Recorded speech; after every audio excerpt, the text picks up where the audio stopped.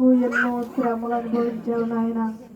మేమైతే ఎవరైనా చిన్న మాట అంటే సహించుకోలేము, కానీ నీవైతే మా కొరకు ప్రభువా ఈ శిలువ రక్తదారులు ప్రభువా మా కొరకు కార్చి ఉన్నావు ప్రభువా. దేవా, ఇదిగో రెండవ రోజుగా ప్రభువా నీ వాక్యము కొరకు మేమందరము కూడా సిద్ధపడి ఉన్నాం తండ్రి. నీ దాసు నిలవబెట్టుకొని నాయన నీవు మాతో ఏం మాట్లాడినవి ఉన్నావో దానిని బయలుపరిచి చెప్పుతున్న నీ దాసునికి వినుసున్న నీ ప్రియ బిడ్డలందరికీ కూడా నీ పరిశుద్ధాత్మ శక్తిని అనుగ్రహించండి. మా హృదయములు తెరవండి ప్రభువా.